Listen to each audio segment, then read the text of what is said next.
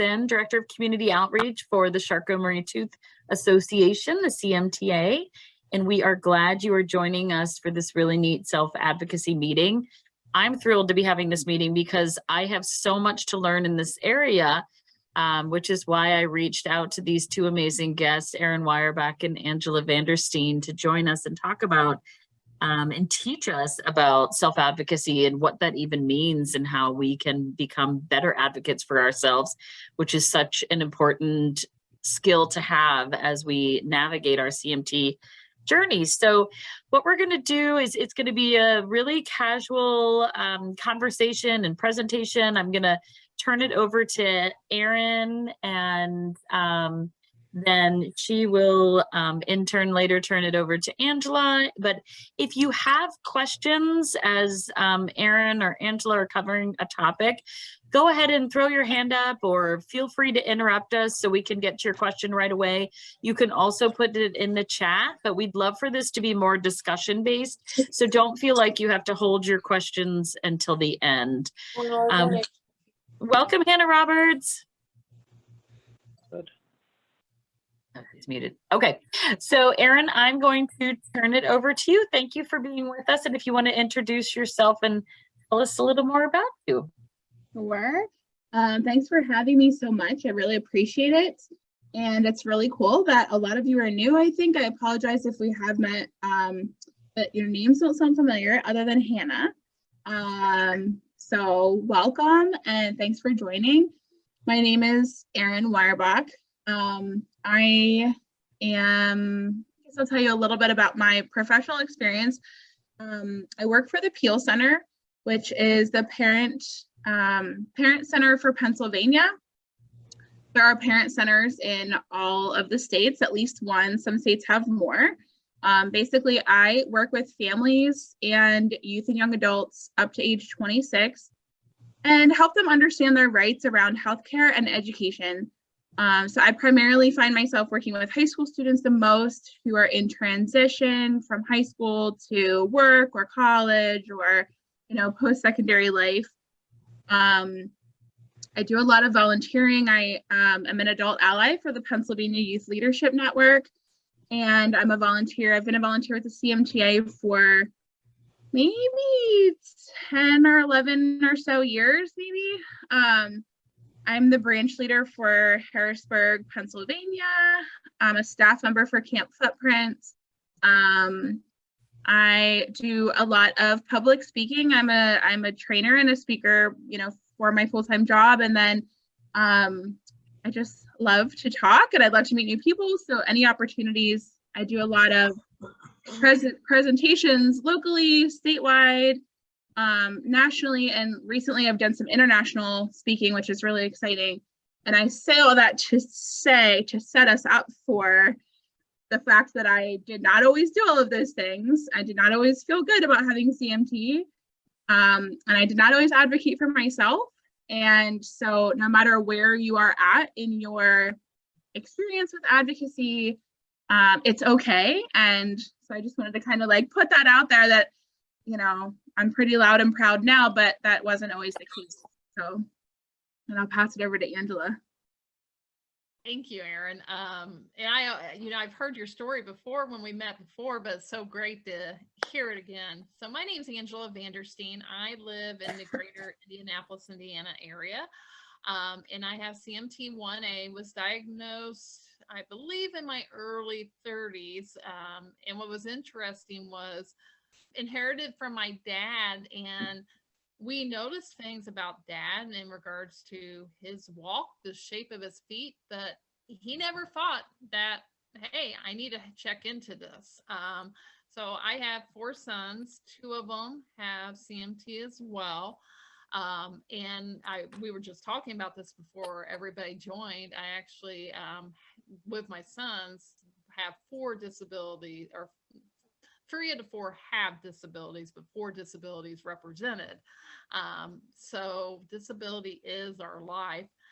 I started out in communications, working in broadcasting, and my journey along the way, actually, when I was working in broadcasting right after my diagnosis, about the time one of our sons was diagnosed with autism, was connected. An advertiser of ours at the station I worked at was working with people who were blind and visually impaired, and I was very intrigued by a job opening they had. And so for about 12 years, I worked in disability services, doing fundraising, doing presentations, working with employers on disability inclusion in the workplace, running programs to support job seekers with disabilities. Now I have switched careers in the just over a year ago.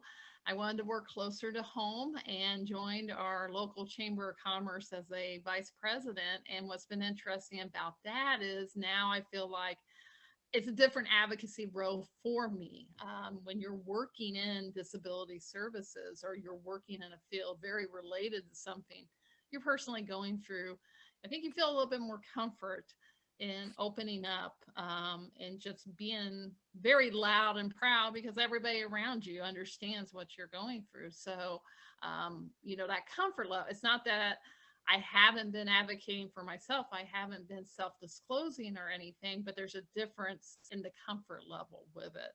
So that's my background. I greatly appreciate the CMTA asking me to be involved tonight in the discussion, and look forward to you know, talking with everybody and getting feedback, and also hearing more from Erin as well. Embarrassing to say that I also am a mother of a child with CMT, and I should have thrown that in there. So I'm glad you said that. I have CMT1A myself, and it runs in my family. I also got it from my dad. Today's actually my dad's birthday, which is so wonderful. This is a great way to honor him today. Yeah, and my son is 3.5, and we found out about when he was about 2 that he has CMT as well. So I do have a little bit of a kind of like slides to follow, and I know I hope you guys will just jump in and, you know, interject at any point. But it's a helpful guide for me and for us to not miss anything. I like to start with acknowledging awesome things about you. And, you know, we're here to talk about self-advocacy, and certainly we can't teach you everything there is to know. We don't know everything there is to know. We're only sharing our experiences with you. And I hope that some of it will resonate with you and you will take the resources and, you know, put them into action in your own life. But I think especially because we're talking about advocating for ourselves, might be good just to acknowledge what are you good at. So I'd love if you popped in the chat, what's something you're really good at, or a strength that you have, or shout it out. We have a small group, which is nice. An icebreaker? Why do you have to do an icebreaker? Like icebreakers? I love Bill Murray, so I'm so excited about this. There's a method to my madness. I'll start. I think I'm awesome at building relationships. That's a great skill to have. And I would agree. Thank you, Erin. Anyone else? Rosie, how about you? I don't know. I think So making friends. It's okay if nobody has anything come to mind. But I do want to get to why I think that's important and why I started off with that. But again, you know, we're all living in different states. There are some states you live in that may have different regulations and things that apply, different resources. We did try our best to put together some information that would be very broad, and, you know, we're kind of specifically talking about advocating in the spaces of employment and education tonight, but a lot of this stuff applies in every aspect of your life.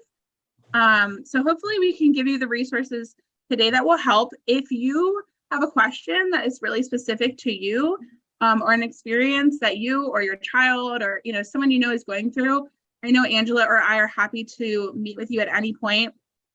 And again, all of the resources we mentioned today, there'll be links to everything, and Laura will share that out with you after we're done.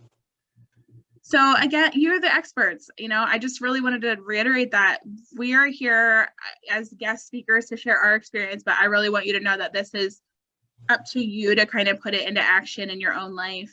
So I was kind of curious, what do you guys think that advocacy is? Like, what does that look like for you?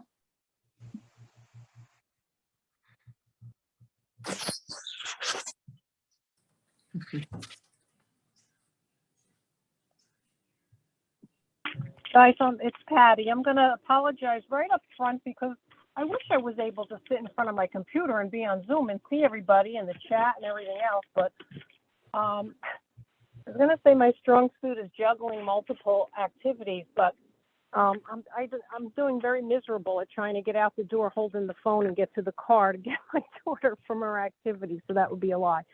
Advocacy to me means being able to, to be open and push for yourself for what you need. And I'm old. I'm not a child anymore, and I find that I disappoint myself all the time with trying to advocate with my CMT. I have CMT type 1B, and I didn't get it diagnosed until I was in my 50s. So this is a whole new world to me, trying to be able to navigate with the mobility issues. And I started with a cane and a walker, and now I have bilateral AFOs that I'm supposed to be being trained to use. And I can't even fit the time in to get the PT to train on these AFOs. Yeah. So, yeah, and plus I'm nervous to wear them at work. You know what I mean? I use the walker at work, and that's a visible sign that I can't get around. But being able to walk in these AFOs, I think, is going to take it up another level. And I'm really scared because I'm up for tenure. I teach at a university. I'm up for tenure next month, and I'm petrified that I won't get tenure because I have mobility issues. And I know it sounds crazy, but that's a big fear of mine, and that's what I'm trying to come to grips with now. Because I'm going to have to advocate for myself, especially if I, really need to. Thank you so much for sharing that. That was really, brave of you to share that experience, because I think a lot of people have that kind of fear. I don't mean to interrupt you, Angela, if you're gonna jump in there. Yeah, no, yes, greatly appreciate you sharing that. And I agree, many people have that fear, whether they express it or not. And I feel like, and I've been told by some people, I didn't use this aid, tool, braces, whatever, because I was afraid that that visible object would make me much more aware of my disability. And depending on the severity with your CMT, and this is true for a lot of disabilities, we can hide it to a point. So there is that great fear. I'll be honest, when I was interviewing, like I said, just a year ago in July, started a new job, was out there interviewing. I was one of those in the COVID crisis when everything was opening back up. I said, gosh, I don't want that 45-minute drive anymore. I want something closer to home. And I knew I would probably have to leave my industry to do that. There was that fear. I can't wear heels. Stairs, I do okay going up, going down. I look like a weeble wobble. So there was things like that I was very fearful of. Just going in for interviews, thinking of, usually I don't wear short skirts. And some of that is the tattoo on my lower leg, but there's those type of fears when you're first meeting people, when you're going for new jobs, when you're thinking of promotion. So how much can I look normal? It's all about a comfort level that you have, but that does go back to, advocating for yourself. And when you're comfortable enough to have those visual signs, and it's for all of us, it's a progress. It really is. So for me, I made sure I wore the shoes, the outfits, the things like that I knew I was most comfortable with in interviewing. And then slowly, as I got into my new role, started introducing and making comments and asking things that would lead to me saying, well, I'm asking this because of my disability, and here is what it is. Yeah. So, but thank you, Patty, for sharing that. So, somewhat echo your comment too. This is the dictionary definition. This is my definition. You know, to me, self-advocacy is knowing yourself and knowing what you need and knowing how to get it. And so how do you use your voice, you know, whether that's your literal voice or your actions to get the things you need. And I'll tell you, so I've been working in the disability community in one way or another, supporting adults or youth or families for about 18 years. And for a very long time, and I've known I have had CMT my whole life. And for a very long time, I would never have said I had a disability. I just didn't identify as that. And I advocated for others. Oh my God, I've had, you know, a tremendous amount of accomplishments with supporting other people and helping them achieve the life that they want. And I don't think I was deliberately hiding that I had CMT. I just truly didn't think of myself as being disabled. And I got a job, and they wanted me to take a class. It was like a disability advocacy class at a local college. And I took this class, and the very first day, and I knew the professor, and the very first day, he's a disabled, very successful man, and he said, "Why are you afraid of me?" in front of the whole class. And I thought, like, are you talking to me? Like, what are you talking about? I'm not afraid of you. And he said, "I'm going to challenge you throughout this semester to think about the work you do and the work you've been doing for years. And you truly believe that people should have equal access, and you fight so hard for others. Why don't you want to be them?" And it just really, I will never forget that moment. It made me really take a look at myself and how I view myself. And also, it's just kind of exhausting to me, like not just being my authentic self. And so if there's any takeaway for me today, I hope I can just challenge you to think about how you view yourself and how you want others to see you, you know, and how you want to show up for people. I put a bunch of links at the bottom of these pages that are, I think, really awesome. Some of them are Pennsylvania specific, but the information may apply elsewhere. But I would encourage you, if you get a minute to check through when we send this out, you know, just page through some of these resources because they might be really helpful to you. So earlier we were kind of talking about statistics. Actually, prior to everybody joining, Angela and Laurel and I were talking about just statistically, you know, how does disability affect people and families? And these are some of the research I dug up. So 1 in 7 people worldwide have a disability, and that is more than 1 billion people. Half of the disabled population cannot access healthcare for one reason or another. There's about 70 million people who need a wheelchair or some type of device, but only 5 to 15% actually access it. In 2021, 19%, only 19% of people with disabilities were employed. And I didn't include this in here, but I believe it said 67% of people, of able-bodied people, are employed. On average, at both 4-year and 2-year colleges, between 12 and 13% of students inform the college that they have a disability. That is so concerning to me. I think that if they're not asking, they're not going to get it, right? So those are kind of depressing statistics, but I also wanted to share that the disability community is the largest minority group in the world. And not only, are the numbers going up of students who are attending college and accessing higher education opportunities, which is really cool, but there's also a significant increase in identifying disabilities, in resources available to people, in accommodations and supports that are offered to people in the workplace and at school.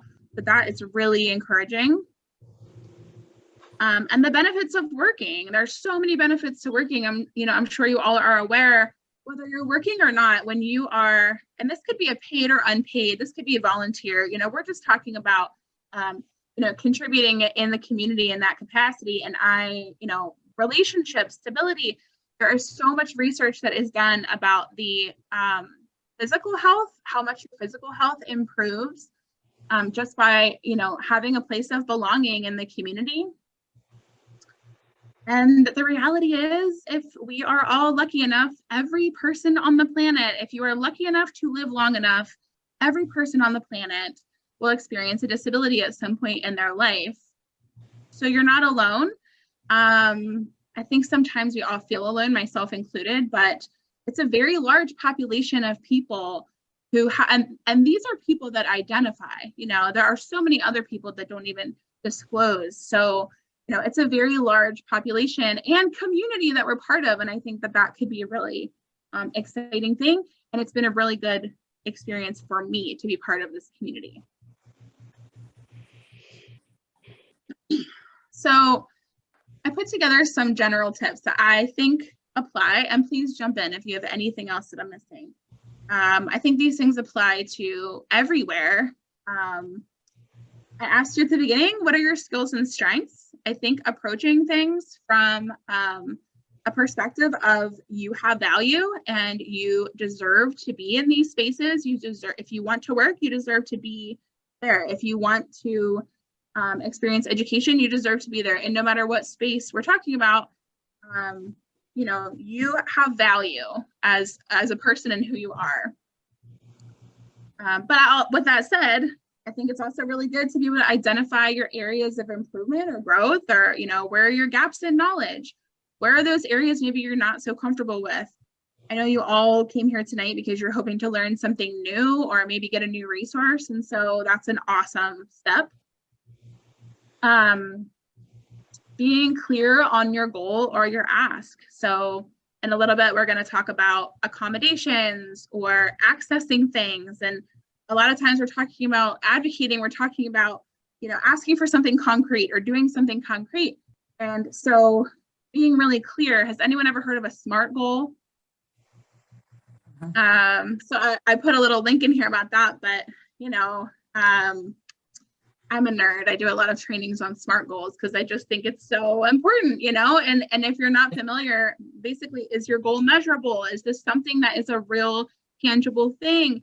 Can you put a timeline on it? Basically just making sure that you have a real clear goal and ask identified.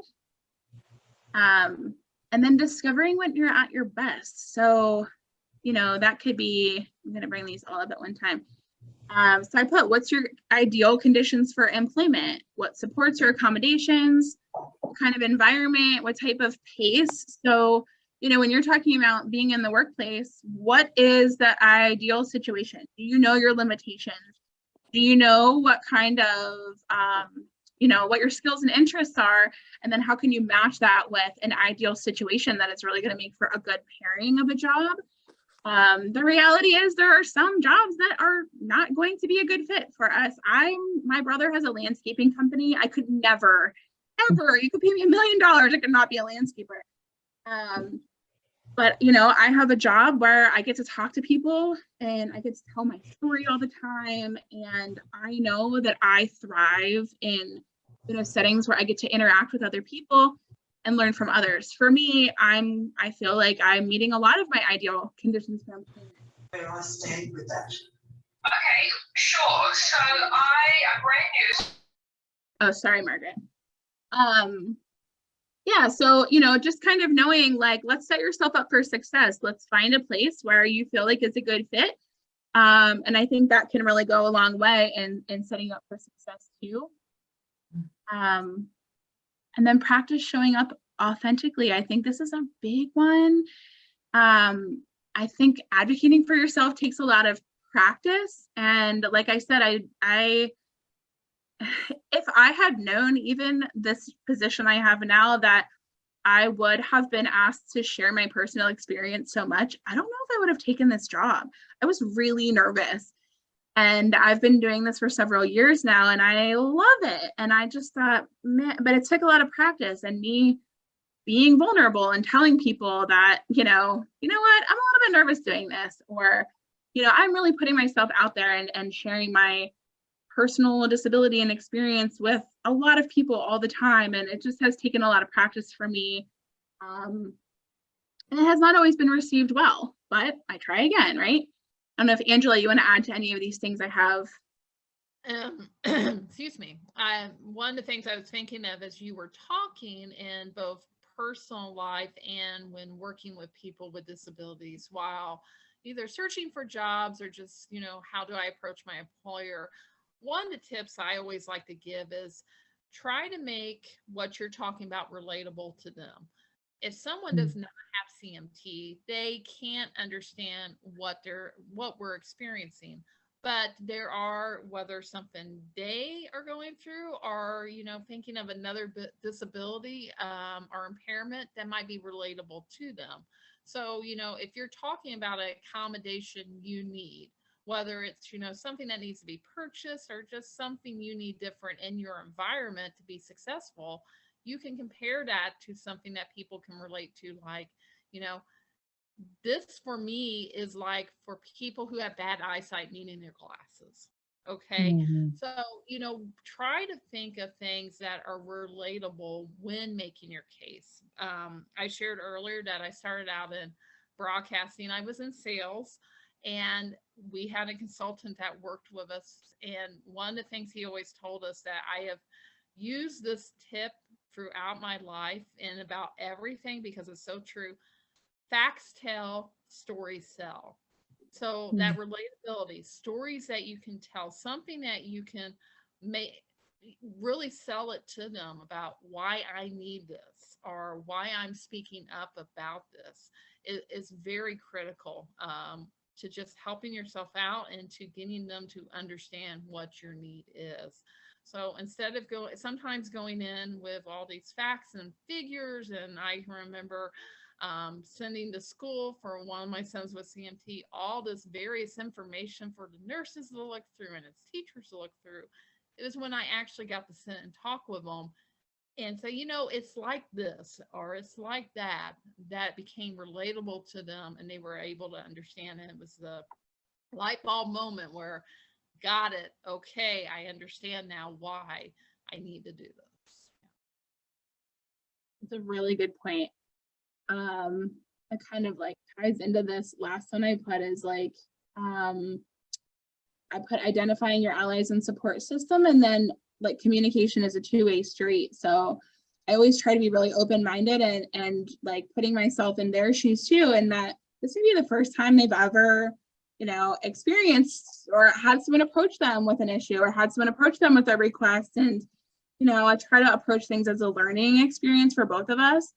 And that communication is just really key. And so, I'm going to talk a little bit about like your rights and the different laws that you should be aware of, or at least know where to go to get the information, because it's good to be empowered and it's good to go in there and know what you're talking about. Your story is so important, but it is oftentimes a learning experience on both ends. And so just kind of going in there, understanding that we want this to go the way we want, it might not. And if it doesn't, this is like, what can we do? How can we pivot it and try something else? So thanks for sharing that, Angela. That was really good. So do you need to disclose your disability at work? Some people don't know the answer to that or don't know, what they're comfortable with doing. So under the ADA, which is the Americans with Disabilities Act, employers are only required to provide accommodations for employees who are experiencing problems because of a disability.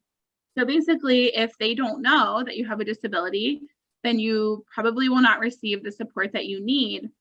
So, depending on the type of support you need at work will determine, when and how you tell them. You may choose to disclose only the information that's relevant to the task. So you don't have to give anybody your entire, medical history. but you should give them the information that they're going to need to help you make the accommodation or, you know, access whatever it is, the request that's going to make your job easier. So I just wanted to talk a little bit about what is an accommodation. So basically, an accommodation is any change in your work environment or your task, anything that is a modification to the existing job description that is going to help you have an equitable experience. That's going to allow you to do a similar or same job as, you know, a coworker or the next person. And so I looked up a little bit of like legal jargon and what are some examples of what they would and would not consider an accommodation. So according to the EEOC, which is the Equal Employer Opportunity Commission, they can do things like modifying your schedule, acquiring equipment. I have gotten employers to pay for a certain type of computer chair that would help with my back. And I've requested things like that. I've gotten in my previous job, I had a keyboard that was easier on my wrists. So I let them know that I needed that. I do work from home. However, I did not request an accommodation. My job is at home, but that's an accommodation that could be considered reasonable if somebody needs to work at home for a medical reason or related to their disability. You know, an interpreter, medical leave, those kinds of things. You know, there are things that are personal. So for example, if this is something that is not necessarily related to my job, like I need a new wheelchair, I need a scooter or glasses or a hearing aid or something like that, that's personal to me, that may not be something that an employer would consider paying for because that's something that is not necessarily related to your job, but more of your personal life. So does that make sense? That may be something that's a little bit different. And just kind of as a rule of thumb, if it's something, it has to be reasonable, right? So it has to be not cause a hardship, not be overly expensive or put them out financially, that kind of thing. Basically, legally, it says an undue hardship is how it's written, and it also cannot be a disruption to other people. So I don't want to get into a rabbit hole of like service animals, but that could be an example of something that if the animal wasn't an appropriate service animal, it could cause a disruption, for example. And so just, you know, kind of keeping that in mind. And then, so what do you do if they say no? The first thing I would do is, you know, identify what's the reason. And please jump in, Angela, too. You know, identify what's the reason. Do they need more documentation? Really just opening it up for communication. It's really easy to feel shut down and to be angry or discouraged by a no, but you always have the right to appeal anything. You always have the right to do that, no matter what the situation is we're talking about. Maybe there are other solutions that you could brainstorm with the employer. You know, is there any other way to access the things that you need? In Pennsylvania, we have PATF, is the Pennsylvania Assistive Technology Foundation, and that's what they do. They help people access things, and sometimes they're work related, sometimes they're personal, but they have grants and you know, so there are other avenues out there. If an employer would say, that's not something I can pay for, if it's something that you really feel like would benefit you and help you maintain your job and be successful at your job, don't let it stop there. Let's look for something else. But basically, my recommendation there would be to have that communication and, okay, I understand that's not going to work. Can you help me brainstorm something else that might work? Go ahead, Angela. Yeah, and you know, you mentioned, I forget the acronym now, and about every state has something. Like here in Indiana, it's Indata that you can reach out to. And it all goes back to that that reasonable line. So finding out, when you're having this conversation with them about why it was denied, you can ask, did you feel like this was not a reasonable accommodation? And maybe that can open up the conversation right there and get them thinking differently about the request. Like, well, why did I deny that? Is that the reason why truly I denied it, or do I not recognize the need? And that hopefully could open up the conversation for you. Yeah, I do have a link towards the end of this. There's a link where you can find your Office of Vocational Rehabilitation. Does everyone know what that is? Mm-hmm. Okay, that's awesome, Rosie. The Office of DVR to get my job. They helped you get your job? Yeah, DVR, it's Division of Division of Rehabilitation. Yeah, I think it is called something a little bit different in every state. Ours is called OVR, or the Office of Vocational Rehabilitation. It's a federal program. They just might call it something a little bit different. It's always some version of vocational rehab. At the very end of this PowerPoint, I put a link that people can find that. But basically, the government wants you to work. If you want to work, the government wants you to work.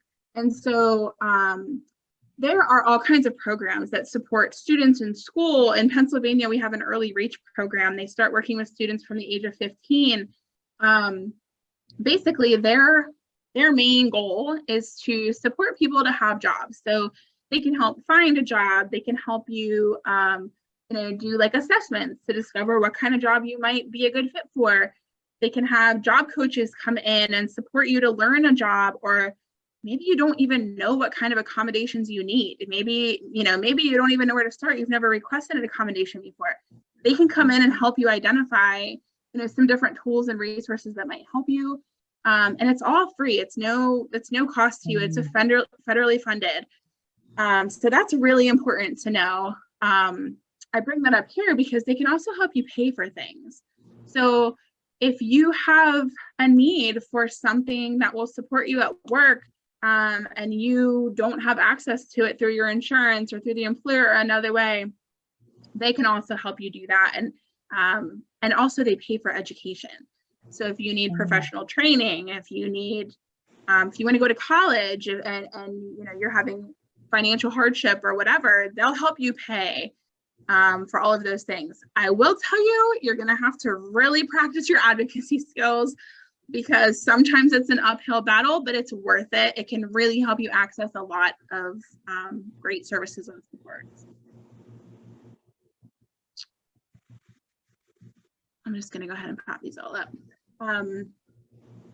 So knowing your rights is really important. Again, I put some links down here. If you, JAN is the Job Accommodations Network. I put their website at the bottom of this slide. Phenomenal resource. There are so many questions answered on there. There's resources. You can print out templates for how to request an accommodation. There are all kinds of things on there that can really help you identify your rights and how to ask for the things you need. But again, you always have the right to appeal. You always have the right to take it up the chain of command. So that might look like going to your boss's boss, going to HR, going to whoever internally. A union, it might look like going somewhere externally. So I mentioned the EEOC. This is kind of the order in which I would recommend, going internally. Every state, if you feel like your rights have truly been violated and there's a discrimination case there, every state has a human rights agency. Again, it might be called something a little different. And I put the link to that on the last slide too, that you can find your state's human rights agency. And then you always have the right, worst case scenario, if you feel like you cannot come to a resolution, you always have the right to file a grievance or a discrimination case with the EEOC. One thing to add, as you were talking about that chain of command, if you work for a smaller organization, like the organization I currently work for, we have 10 employees, okay, and I'm second to the top. So, if I have a complaint or, something, it's my boss immediately. Find out if the organization is working with any outside human resource organization and become familiar with what that chain of command is. So we have an organization that does all of our payroll. They put together our handbook whenever we're hiring. They do all the background checks and so forth. And there's an initial acronym for what these organizations are called. And forgive me because I forgot just as I started talking about this. But I would highly recommend, if you work for a small organization, find that information out now and just have it stored to the side. So if you do run into any issues, you know, when you work for a big corporation or someplace that has, you know, 100, 200 employees, there usually are these departments, and HR can be your friend when you're not getting what you need from your supervisor or manager. Then small organizations is different. So make sure you know that, or be proactive and reach out to your human rights agency, the EEOC, or another organization. Say, you know, I work for a place that has 8 employees. I'm not sure what I would need to do if this situation happens. And I just wanted to add in there too, like we're talked a lot about, you know, if you directly hear no, or you're like coming up against something concrete, but like in the situation that was mentioned earlier, maybe it's not so direct. Maybe you feel like you are being kept from a promotion or opportunities. And if that kind of stuff is happening, that is equally illegal. They cannot withhold access to promotions or projects or treat you any differently related to your disability. And so I would encourage you to follow similar steps to advocate for yourself in that way too. Really empower yourself with knowing what your rights are. And you know, they can't come up against what is the law. And so again, I would start with communication and really take it up the chain if necessary. But 9 times out of 10, I find that really being honest and authentic and sharing your experience is probably going to get you the result you need. I know we're like running out of time a little bit. I feel like I could talk about each of these things so long. So maybe I might breathe. Before we got on here, that we would run out of time and we would need more. I know. Hopefully that you can at least, you know, we can breeze through some of it and give you guys some time to talk or ask questions. But I think this slide in particular with regards to your rights. So there's some things to know when it comes to education. If you have children with CMT, or you know, you have a youth or young adult, and they have any disability, you're a youth or you're a young adult and they're in special education, some of these things I think are important for you to know. So the ADA, if you're unfamiliar, is the Americans with Disability Act. So basically that is a civil rights law that passed in 1990. So it's really not that old, but that prohibits discrimination against you or anyone else on the basis of disability. And that's in all aspects of your life. There are different titles. I believe there's 5 titles to the ADA. And so there are laws about employment, about private companies, you know, public spaces. It's broken up into all different kinds of things that protect your rights in all areas of your life. And a lot of the things we see today and have access to are because of this law. And then IDEA is a really big one. So IDEA is the Individuals with Disabilities Education Act. IDEA is a law that makes available free, appropriate public education. You might hear it called FAPE, especially over the past couple of years with COVID and students being taught at home. There's a lot in the news, and I heard a lot of, you know, people referencing FAPE a lot. So if you hear it, basically that's what that is. So it just makes sure that students, that children in pre-K through grade 12 have access to free and public education. So I'm specifically talking about public education there. An IEP.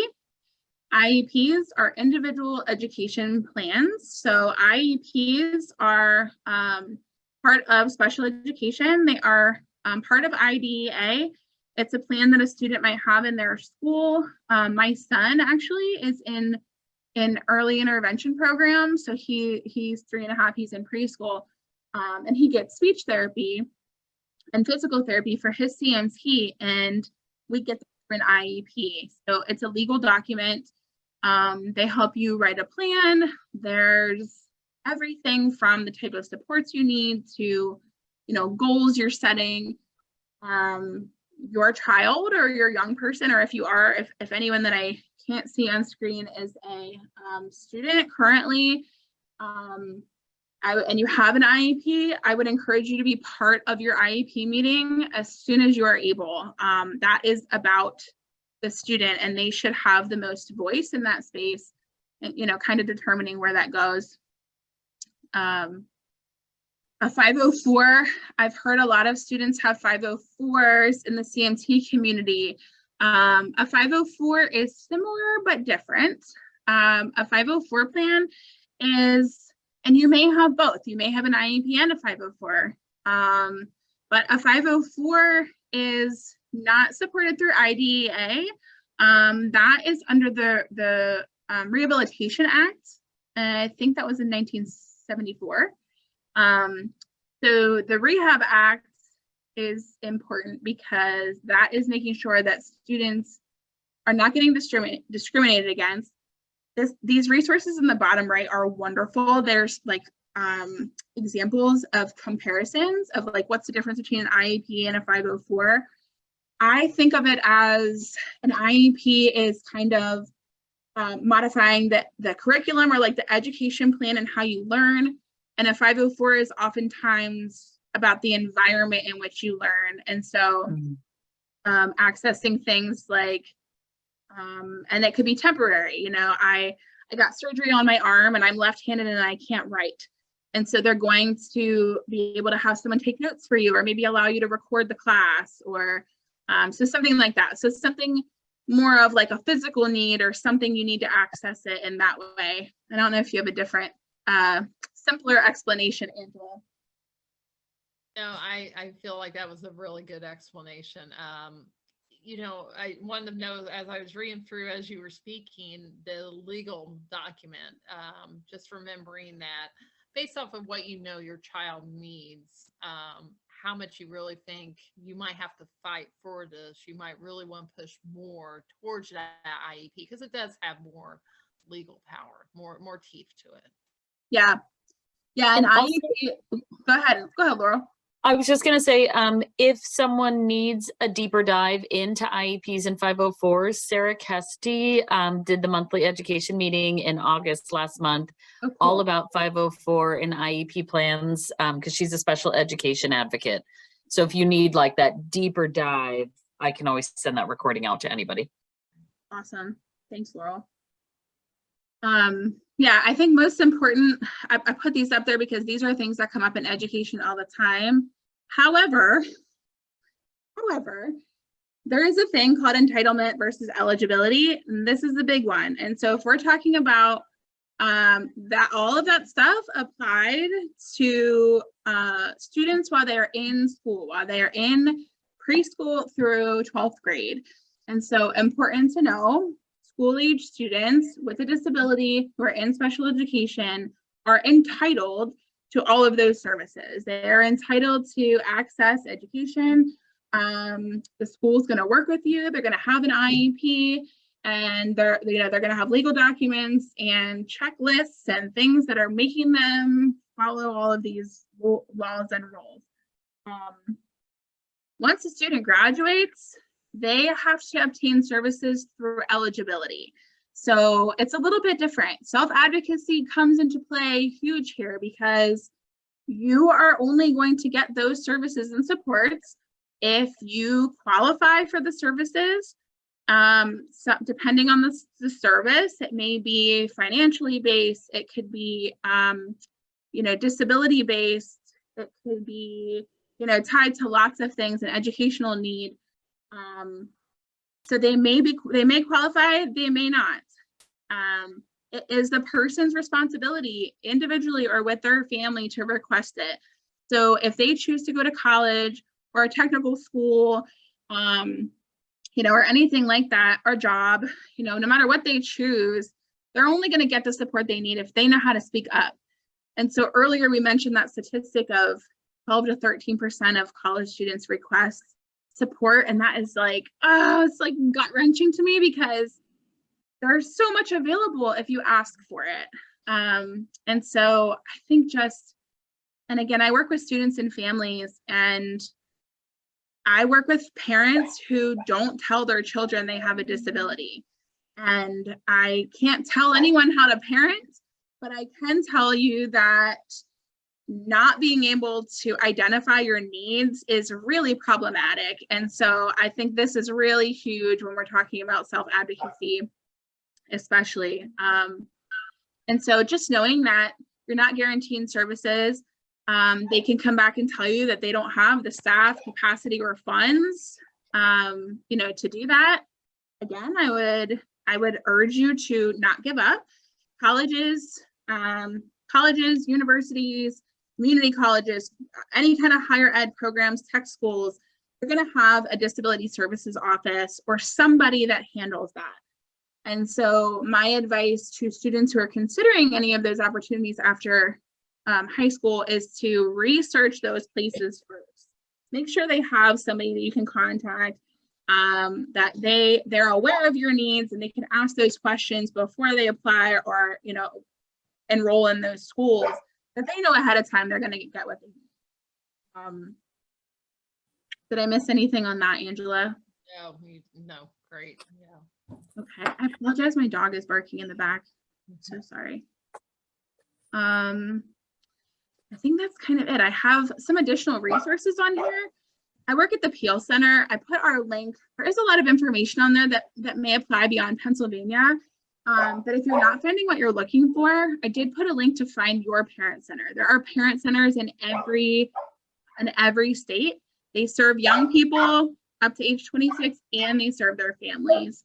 I put a little shameless plug for myself on here. There's a Transition Discoveries website. This is a project that I work really closely on and help develop a lot of curriculum for students getting ready to graduate. We designed it with all students in mind, so it's not special education specific, but there's a lot of information on there about disability, and there's tip sheets on there for students that were created by students. So that's and then there's just some other resources, basically things that we've already talked about today. So if you're looking for some support with, accessing things, finding out what's appropriate in your state, finding your vocational rehab or other funding sources, these are all really great resources I would encourage you to check out. Awesome. And then I'm going to leave you with this, and Angela, you can chime in too. I would really encourage you to consider, and this is just my personal belief, I do not think our disability is created by our diagnosis. I think that this idea of disability is really created by lack of access. And in a perfect world, if we all had access to everything we needed, if the world was accessible, if I could use my wheelchair to go in every single store and restaurant I ever wanted to, and everything was in place, then I think that, the world would be perfect, that I don't feel like my disability would be a hindrance to me. And so I just like to put this out there that, if there's something that you want, ask for it, go through the steps and access it. I'm sharing this from our dear friend, Jonah Berger with the CMTA.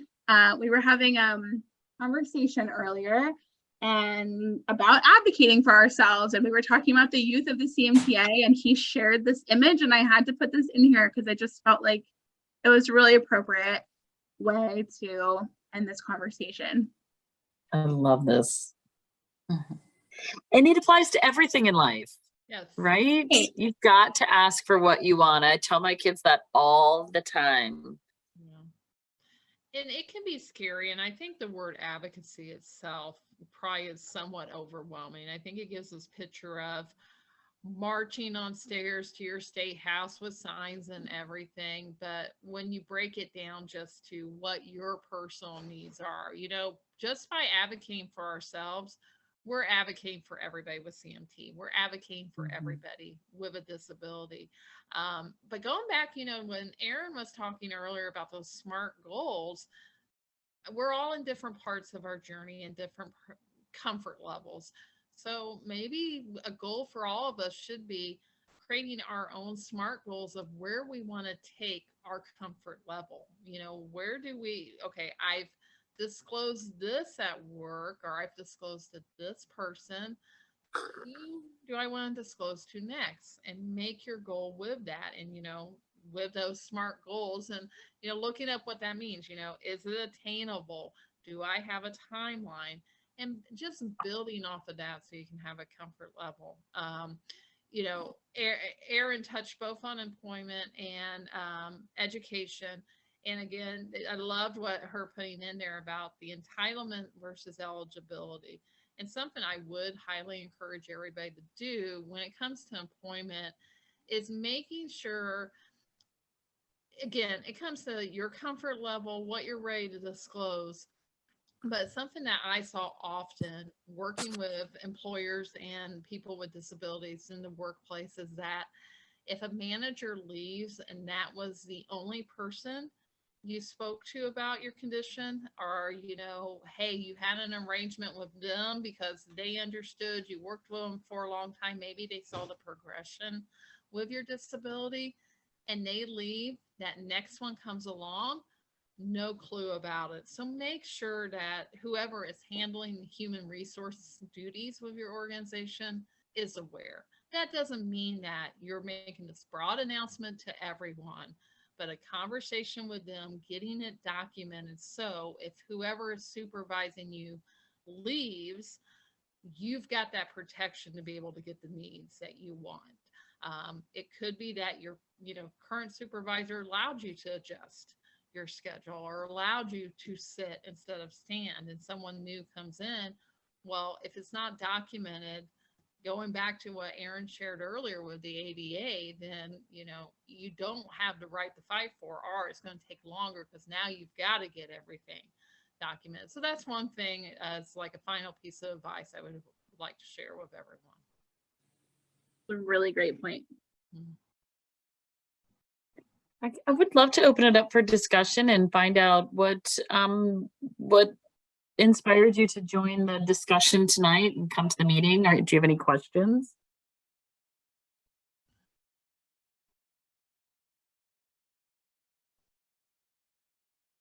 Patty? Well, I already share what inspired me is like this whole thing about how much to disclose and how not, but like, we all know CMT and it was getting so bad, like it either looked like I should disclose something or people think that I drink very heavily before I get to work. So it was having to do that. And now over the past, I'd say, I guess the past year that we were going back from COVID and now we're full steam ahead, everybody, all things on campus and everything. I'm really noticing, especially because I declined over the time of working from home during COVID and sitting at the computer for 12 hours a day. And I did find that I declined, but now I'm seeing all of these things around the campus that I never noticed before are completely not ADA compliant. Number one is the huge door that goes into my building where my office is. And this past, we're on September 15th, I've gotten clipped by the door twice because I'm trying to get in with my bag and my walker and everything. And yeah, it's too heavy, but something like that is going to be expensive if I complain and say I want a push pad for a door to a building, right? Like they're not going to want to do that for one person. But then like when Erin was saying, if you're advocating for yourself, I should be, it's like advocating for someone else. Like, am I the only person who ever identified this door as being just too heavy, to get in and out of with a mobility device? Like, I don't know. But I get mad at myself for not, contacting someone to kind of give the heads up of the different things. Like there's one building that you can only get into walking up 2 flights of stairs, unless you walk all the way around the front entrance where the ramp is. but the handicap spots are on the side with the stairs.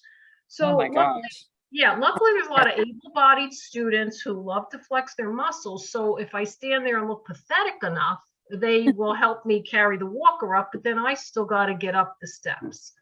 Like, and then I found out that our PT, or physical therapy, OT, speech people, they're all working on a study with their students to find out what areas of the university are not ADA compliant.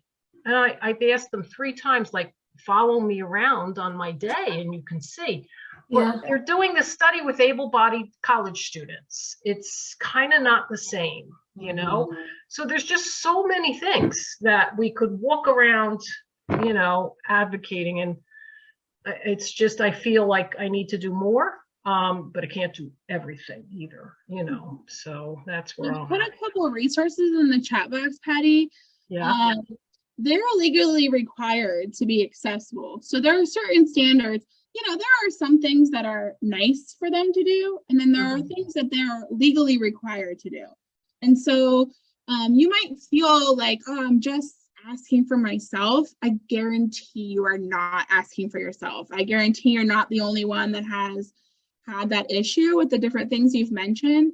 It's so interesting when I go places and I'm using my scooter or my wheelchair, and then with my family members or friends, you know, who don't have a disability, how many things they see when I'm with them that they don't see otherwise. Exactly. That honestly, a lot of other people might benefit from, you know, mothers with strollers or the Yes. AD community and all kinds of other people. And so access is good for everyone. Access is good. Disability or not, access makes everything good for everyone. So I did put a couple links in there. ADA-TA is technical assistance. I believe they're national. There's all kinds of resources on there and a number you can call and just say, hey, like, what do I do about this? Where do I go?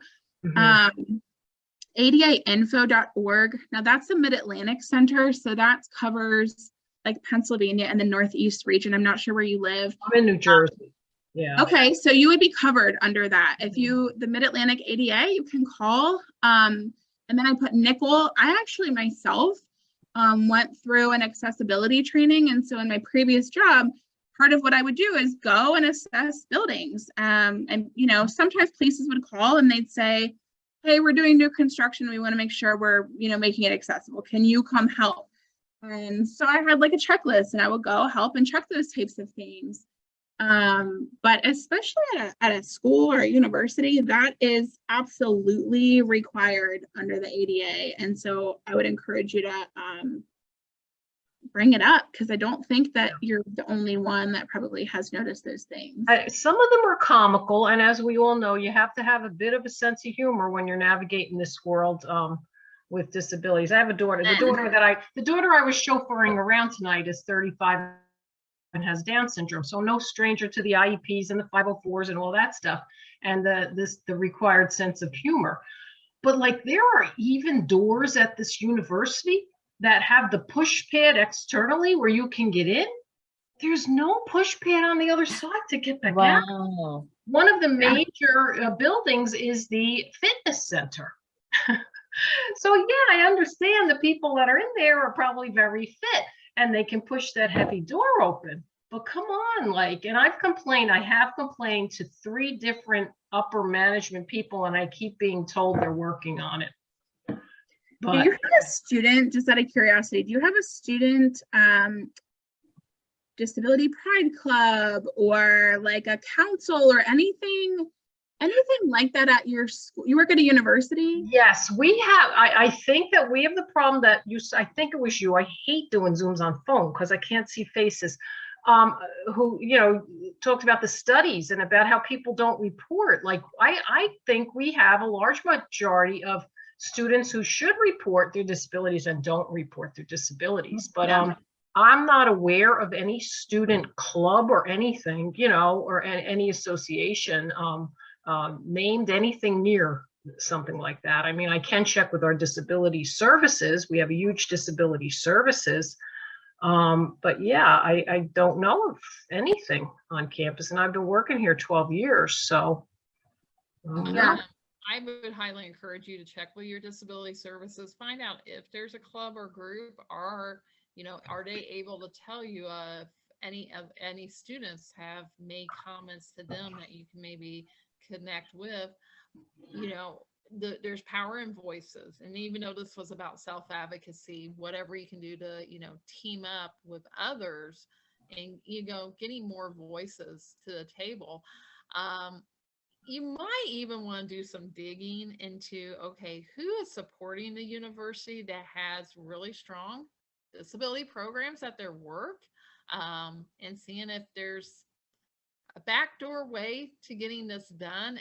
Reason I'm thinking of this was years ago was going to a concert with a friend of mine who's a wheelchair user. She doesn't have CMT, another disability, and the disability parking, it was horrible. They had bushes growing along the side to where the driver could not even get out. So even though she had a van with a ramp access and was getting out on the passenger side, you could still have a driver who needs to get out that door.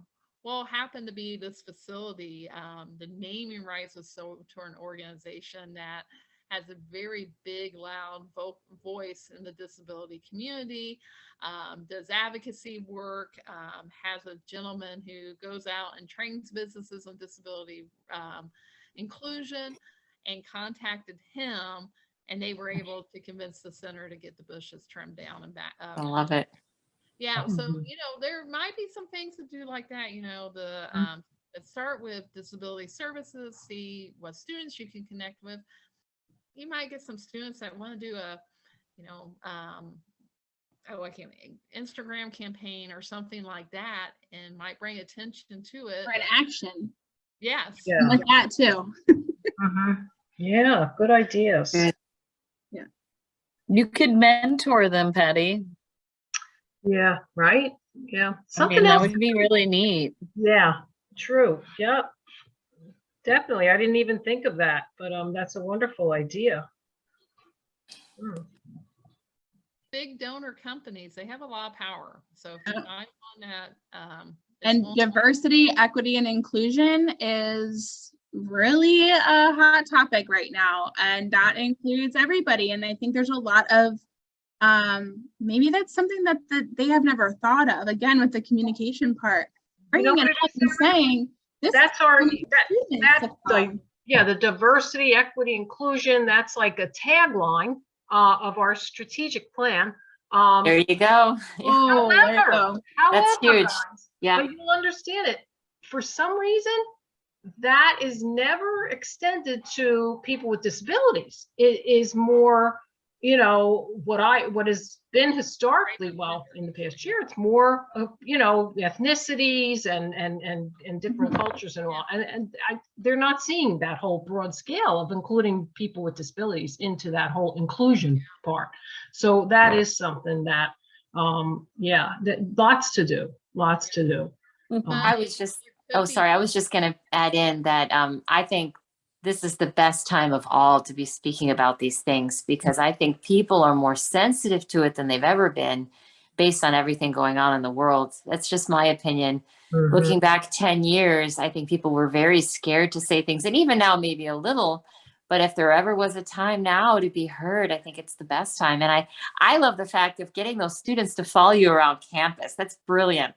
Mm-hmm. Yeah.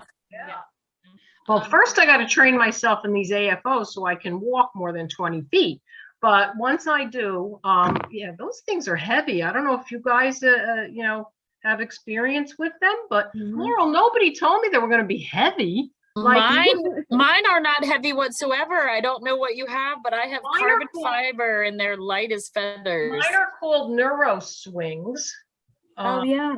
Yeah, they were custom made, and I know I have weakened over the past 2 years. Plus, I'm getting old, faster than I'd like. But when the man was, fitting me, everything went good. I don't have pressure sores or anything from them. But after doing the training, 2 hours off, 1 hour on, being very regimented to try to get myself up and running in these things, by the third day, I was exhausted because Interesting. they were so heavy. And I did Yeah. call him and complain. And of course, his response was to go to PT to have them help me strengthen my core and my Oh my I God. did that. So that's where I'm at now. AFOs are supposed to return energy to you. Yeah. But it takes a Good. long time to get used to them. Are you Yeah. really? Yeah, you have to get used to them. I mean, they look like stormtrooper boots, but I'll live with what they look like if they help me, and they do help. Like when I have them on, I don't fall backwards, and but I only use them in the house so far because I haven't had them on long enough to get anywhere with them. Yeah. And you might need walking sticks to help you walk. Yeah, I use the walker, Rosie. I still got a triangle, not the one that you can sit in, because it's too heavy. I can't get that in and out of the car. But I found a lightweight one that you cannot sit on, but it has a little bag pouch, and it you can roll with it. So now I have that, and I until I'm trained on these AFOs, I'll probably have both. I don't know what kinds of. I did the physical therapy when I first, I think I'm on my third or fourth pair of AFOs now. And so I did do the physical therapy, and it did help a lot. And that helped me learn how to walk in them. And so that helped with, being able to walk in them actually helped me be able to feel confident to wear them out somewhere, and that did help me be able to wear them to work. But it was a few years of wearing them before I could actually wear them all day. Yeah, true. That's what that's what I've read and everything. But we'll see. I mean, but they do help. And then they, the theory being that if I could walk more, I can, get stronger. So, I mean, I know it's all good. It's just that, it is a process. It's a process for Right? sure. It is. So, Yeah. Sure. Yeah. Hey, Well, Patty, I really want to thank, oh, go ahead, Angela. I was just going to say, going back to what we were talking about though, with, the issues with the doors at the university and everything, and trying to find some allies to work with. See also if, whether it's an employee group or a student group, if there is just a diversity organization, and bully your way into it. Make them realize that disability is a part of this, and get them on your side as allies. Because again, more power, more voices. And they might really just embrace and say, yeah, we need to stick, you're in a minority population too. We need to help you. We need to speak up for you. Sure, thank you. More people behind you to get this done. Thank you so much. I appreciate all of this. Really, really good ideas. And I want to thank our wonderful speakers, Erin and Angela, for sharing their time and their talents with us tonight. And thank you all for joining us. I really enjoyed the small group setting and being able to speak with you all and hear from you. So thank you. And I'm going to send the recording out with Erin's PowerPoint presentation, and all the resources will be listed on there. And if you have any follow-up questions, please reach out to us so we can get your questions answered. Wonderful. Thank you, everybody. Thanks so much. Thanks, everyone. Thanks, Erin. Thanks, Angela. Thank you so much. Right, Good everybody to be stay with you well. all. Take care. Bye. Bye-bye. Bye.